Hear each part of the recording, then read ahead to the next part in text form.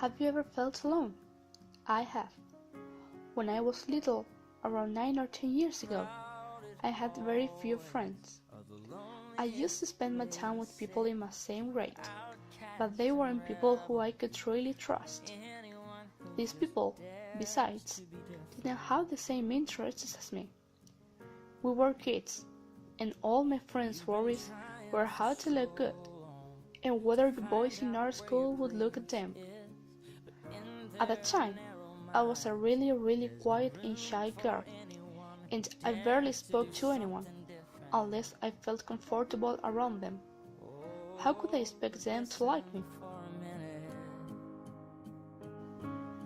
As I grew up, I started to realize that if I didn't show myself the way I was, I would never find real friends.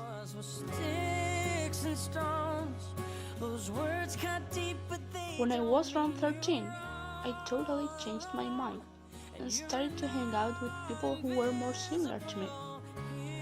I was happier and my whole life improved a lot. Since that moment, it only got better and better. As I became less introverted, my friends became truer. So, here's my message to you. Don't hide who you really are. If you do, you'll never feel close to anyone. Show the real you, and people will love you for who you are, and not for who you are pretending to be. Always take into account that there will always be people who think you are worth it, and who don't mind how weird you are, because they chose you for being you.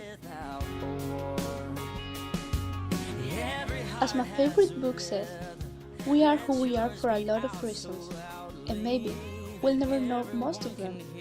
But even if we don't have the power to choose where we come from, we can still choose where we go from there. I think this is very true. You can always choose who you want to be, and no one can tell you differently. Never is too late to realize you can change. So change yourself to become the best you ever. Sticks and stones.